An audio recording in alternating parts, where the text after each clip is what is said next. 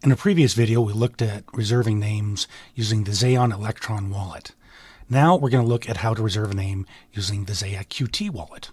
To do that, click Help, Debug window. Then click on Console. This will bring up the console window for you, and this is where we issue commands. Now the command that we're going to be issuing is name register.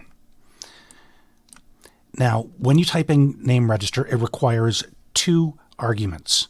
It requires a name argument and it requires a value.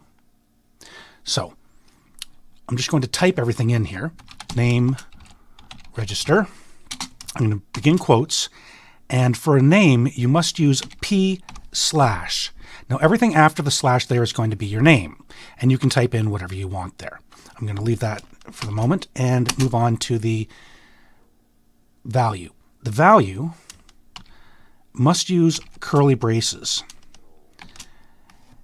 Those are not brackets and they are not parentheses. These are curly braces. Make sure that you have those correct, or else it'll fail. Put those in quotes as well. Now, going back here to the actual name, we can put anything we want in there. I'm just going to type in K9. But actually, if I want to think about it, I'm not sure whether K9 exists or not in there. So let's just have a look over at something created by Casper and Darkclaw in our forums. And I'm going to type in K9 here, and it tells me the name is available. So I can go back over here and click this. I'll just press enter. You hear the notification there. It's registered, and I now own K9. And here is the transaction ID. You can use this for other things, such as, I know this one is gone, and it'll tell me that that name is already in use. So, this is how you can find some names here over at xaya-gaming.net, thanks to Darkclaw and Casper.